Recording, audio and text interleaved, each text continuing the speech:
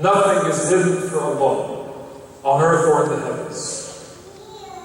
And He's the one who said, إِنَّ رَبَّكَ لَبِالْمِرْصَادِ, that Allah is truly ever watchful. Mirsad is not just watchful, but is the detailed attention to everything that happens. And the ayat in the Quran, in the blessed book of Allah, of the fact that He's always aware of the leaves that fall around us, knowing what consequence they have for our environment, for our own well-being. Allah is there, knowing everything. And Allah is there to hear us when we're talking to people privately about other people.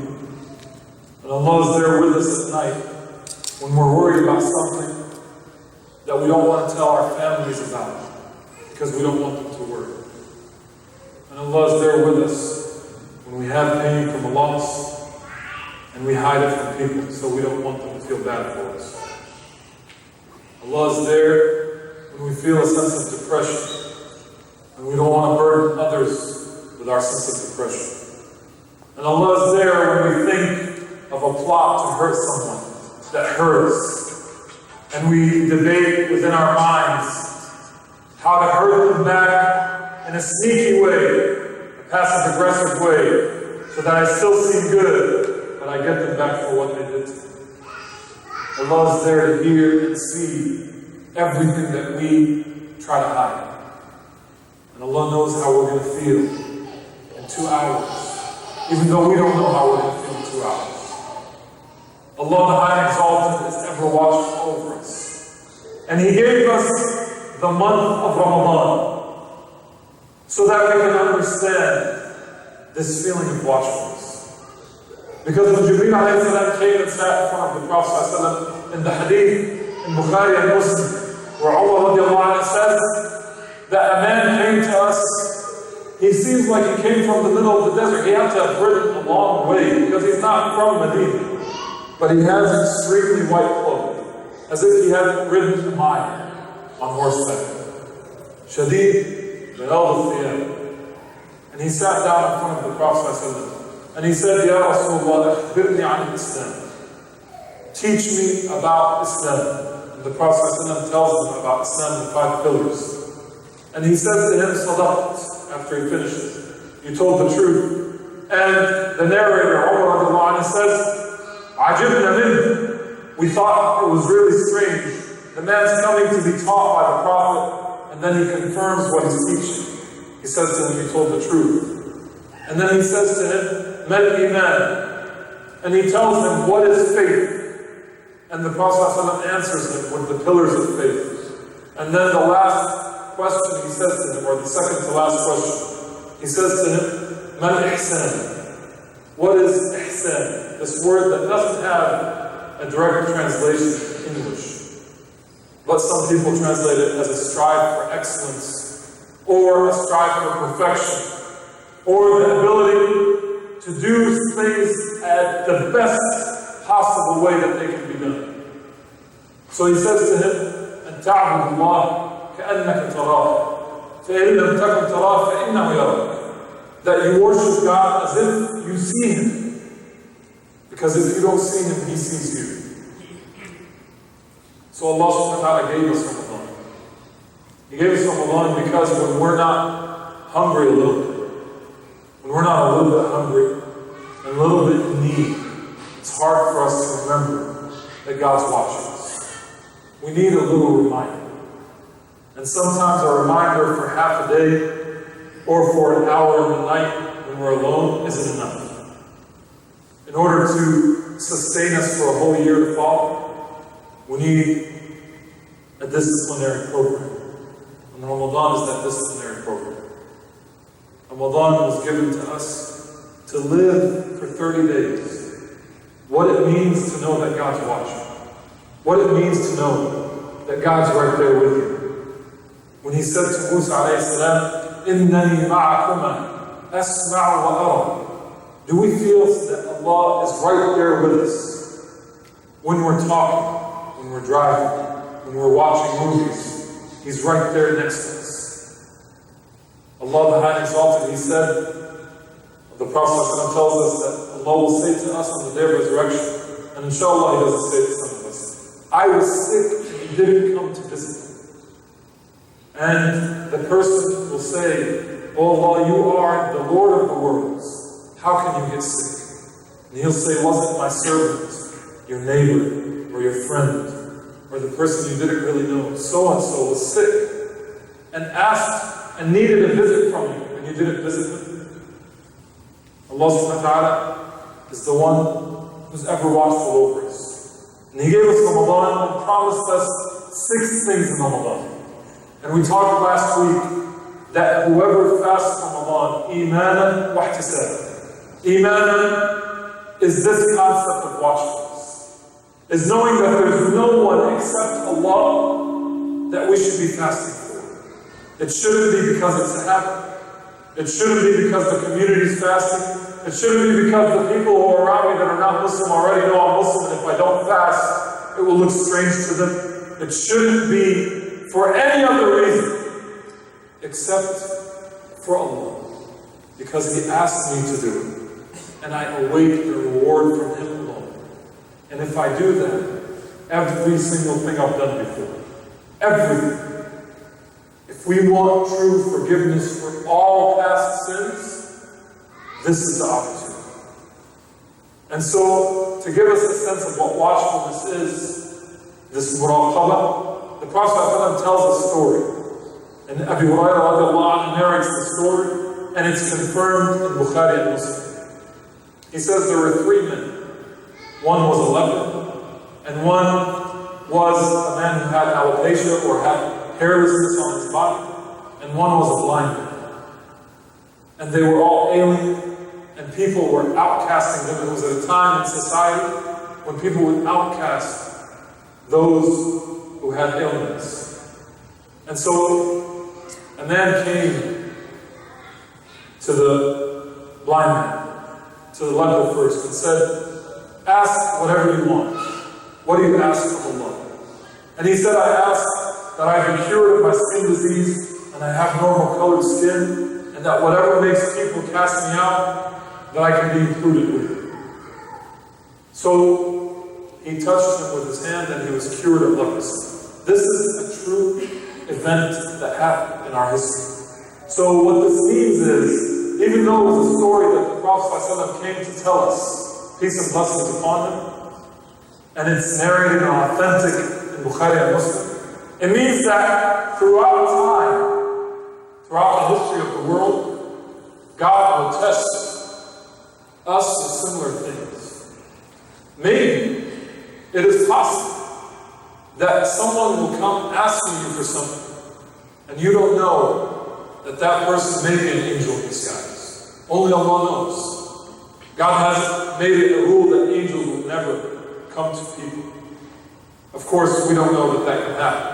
But what we know is that Allah is ever watchful over everything that comes across our path.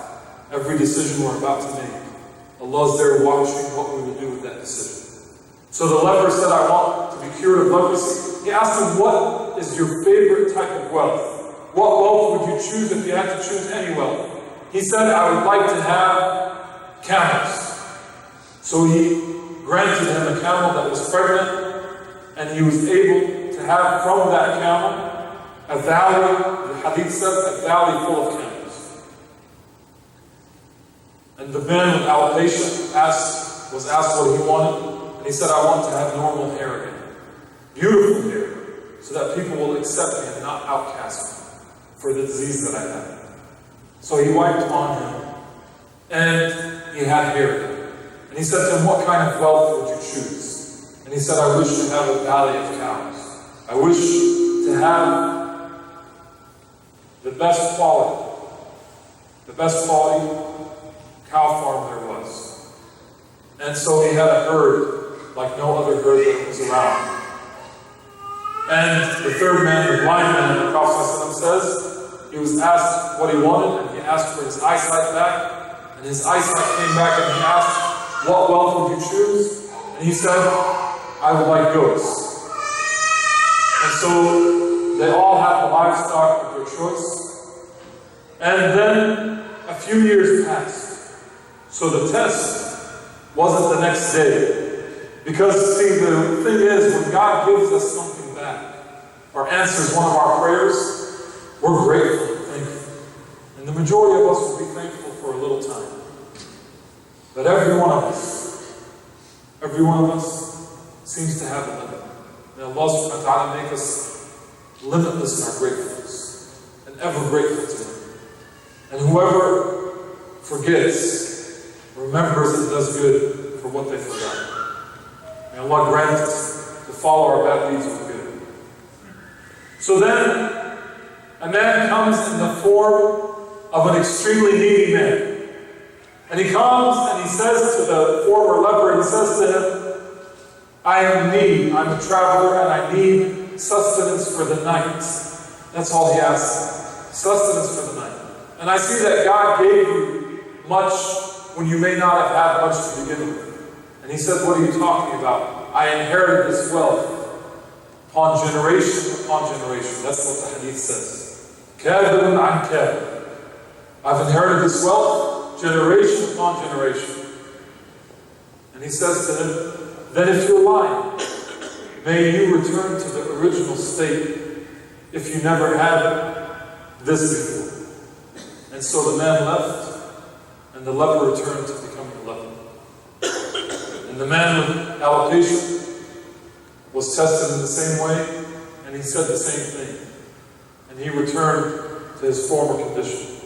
And then he came to the blind man and asked him. And the blind man said, by Allah, by God, I was blind one day, and I couldn't see, and people treated me like an outcast, until I asked God to cure me of my blindness. And He gave me my eyesight back, and He granted me all of this wealth. By Allah, he said to the man, go and take from my wealth whatever you wish. I will not ask you what you take, since it's for the sake of Allah. And so the man said to him, may God bless you in your wealth and in your eyesight. You've all been tested. And he reminded him of the day when he was with his outcast friends. And he said, your friends failed and you succeeded. We have the opportunity to reduce the nutrition of our bodies and increase the nutrition of our souls. There's three things in the month of Ramadan that can help us remember to be like the blind man who got his eyesight back when people ask, when people have need. Because Ramadan is the month of empathy. Ramadan is the month of feeling what it's like to need Allah, to need His forgiveness, and to need His sustenance. And that's why He promised all sins to be forgiven. And He promised that every prayer you ask will be answered. And He promised that everything you do good in the month of Ramadan will be multiplied 70 times or more. And if you do something voluntary, it'll be written as if you did something obligatory. If you miss prayers throughout your life, obligatory prayers, and you pray the voluntary prayers in Ramadan, they'll be written as if they're obligatory prayers you missed. This is the month to make up for everything. And to practice and experience the muraqabah of Allah, His watchful eye over us, His presence with us at all times.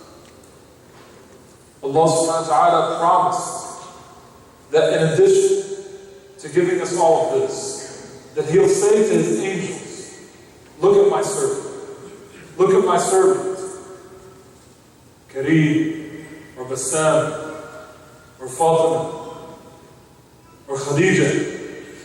Look at my servant, leaving her food and drink, and every desire for my sake. I bear you witness, He says to the angels, I bear you witness that I've forgiven her all her sins. This is a promise made to us. And on the last night of Ramadan, the Prophet ﷺ said, after all the nights of emancipation from hellfire, on the last night of Ramadan, the Prophet ﷺ said, Allah frees as many people from hellfire, emancipates from hellfire, as many souls as He emancipated all month long. So don't Wait till you finish the khatmah of the Quran on the 28th night, and then come on the 29th night and say Eid has started. That's the night to wait for God's emancipation, if we weren't one of the ones in the first 28 nights. Abu Dharr al-Ghifari narrates, Mu'adh ibn Jabal narrates the same hadith of Tirmidhi. The Prophet said, اتق الله حيثما كنت واتبع السيئة الحسنة تمحها وخالق الناس بخلق حسن. Those are going to be our three pillars. When we say to Allah, I'm going to worship you this month, I'm going to worship you like I've never worshipped you before. Allah tells Abu Dharr al-Ghifari, tells the companions that were with him, what taqwa can look like. What taqwa can look like. He says, be watchful of God wherever you go. So when we're hungry and we've starved our bodies and we're maybe a little bit more tired that day from standing the night before, we remember Allah, why we did it. So we're watchful. And there's two things to do. We're going to make mistakes. The Prophet ﷺ told us we're going to make mistakes. So even when we're trying to be watchful of Allah anywhere we go, we're going to make mistakes. But He gives us the formula. That if you want the taqwa of Allah, don't separate yourself from God and be ashamed of the mistake you've made. Itba' as-sayyi'ah al-hasan. Whatever you've done wrong, immediately think of what good deed can I do to make up for the bad I just did.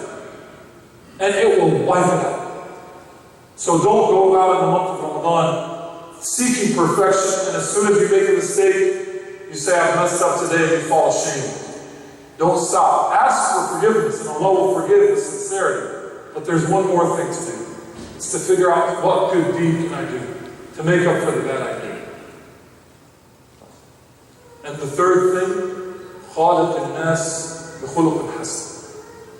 Not because you're hungry and irritable do you lose your temper easier. On the contrary, when we're hungry for the sake of God, we're watchful that we give the best character and behavior to people around us. Let's allow ourselves to feel the sweetness of what it's like to be watchful of God in the way we treat people.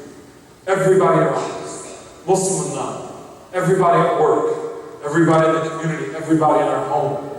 They feel from us a different person than the one they know. Even if you're a very even-tempered person, how can you increase your good character to people around you during the month of Ramadan? This is the taqwa of Allah subhanahu wa ta'ala.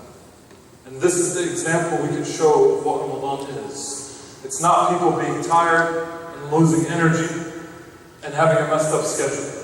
On the contrary, that schedule allows us to nourish our soul and to starve our bodies from the desires we're used to getting used to.